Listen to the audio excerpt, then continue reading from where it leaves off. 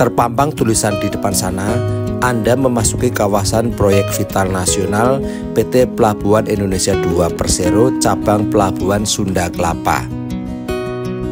Teman-teman, pada siang ini sekitar pukul 13:22 waktu Indonesia bagian Barat, saya berada di kawasan Muara Baru, Jakarta Selatan. Jadi sekarang saya ini ada di kawasan yang dulunya sering banjir akibat air pasang atau banjir rob. Di depan sana terbentang tembok beton penahan luapan air laut. Di balik tembok beton setinggi hampir 3 meter adalah air laut pesisir utara kota Jakarta. Kota metropolitan dengan penduduk sekitar 10,6 juta jiwa yang konon diberitakan akan tenggelam. Betapa kokohnya tembok beton ini sudah diperhitungkan sedemikian rupa sehingga kuat untuk menghadapi terjangan ombak laut dan menahan supaya air laut tidak meluap masuk ke daratan. Pertanyaannya adalah, apakah Jakarta benar-benar akan tenggelam? Pertanyaan ini sering muncul seiring dengan meningkatnya kekhawatiran terhadap berbagai fenomena lingkungan yang terjadi di ibu kota Indonesia. Nah, untuk mengetahui kondisi senyatanya, saya akan melihat langsung apa yang ada di balik tembok beton yang sangat kokoh ini. Ini dia teman-teman, suasana perairan laut pesisir Jakarta. Deretan kapal-kapal niaga yang sedang labuh jangkar menunggu giliran untuk bongkar muat di pelabuhan Tanjung Priok yang ada di sebelah sana itu.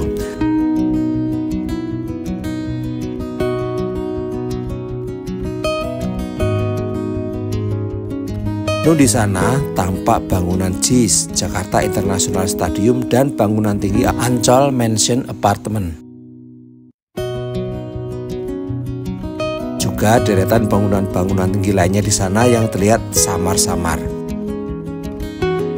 Dan inilah dia kondisi saat ini Masjid Wal Aduna yang tinggal dindingnya saja. Sekitar 2 tahun lalu masih ada atapnya. Sekarang atap itu telah hilang ditelan ombak laut.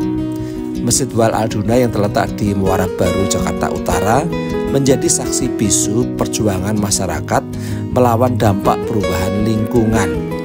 Di sekitar masjid kala itu juga banyak bangunan rumah penduduk serta fasilitas lingkungan lainnya. Sehingga sekarang hanya tersisa dinding bangunan masjid, bangunan lain di sekitarnya telah lenyap.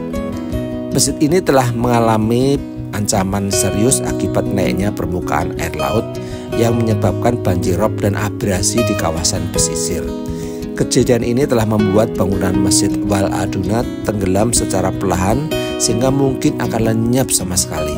Masjid Wal Aduna di Muara Baru, Jakarta Utara kini menjadi simbol nyata dampak perubahan lingkungan di kawasan pesisir. Kini hanya menyisakan dinding-dindingnya. Sungguh memprihatinkan. Beberapa faktor penyebab. 1. Penurunan permukaan tanah.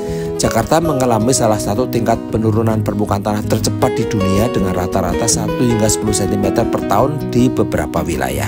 Hal ini disebabkan oleh ekstraksi air tanah yang berlebihan, kurangnya pengelolaan air tanah, dan beban infrastruktur berat di atas lapisan tanah yang lunak.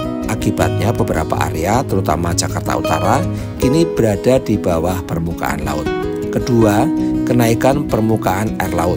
Dampak perubahan iklim global menyebabkan permukaan air laut meningkat sekitar 3 hingga 4 mm per tahun.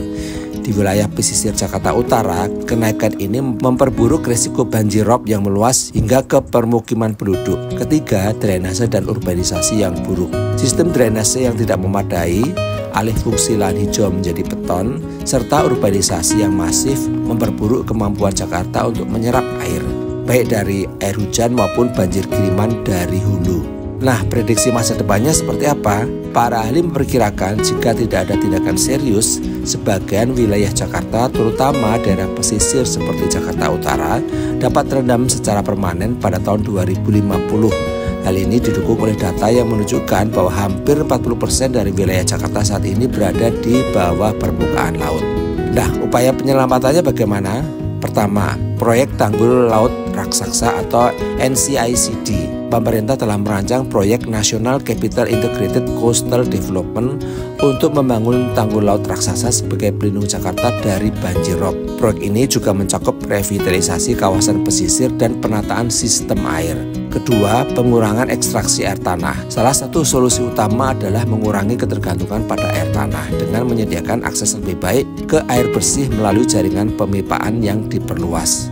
Ketiga, relokasi ibu kota. Pemindahan ibu kota negara ke Kalimantan Timur adalah salah satu langkah yang strategis yang diambil untuk mengurangi tekanan urbanisasi di Jakarta. Keempat, adaptasi dan rehabilitasi lingkungan. Penanaman kembali mangrove, pembangunan ruang hijau, serta peningkatan kesadaran masyarakat terhadap pengelolaan lingkungan menjadi upaya penting untuk menahan laju kerusakan. Jadi, Jakarta memang menghadapi ancaman nyata, tetapi tenggelam secara total adalah hasil akhir yang masih dapat dicegah jika langkah-langkah signifikan diambil segera. Kombinasi upaya teknis, regulasi, dan kesadaran masyarakat sangat penting untuk menyelamatkan kota ini dari skenario terburuk.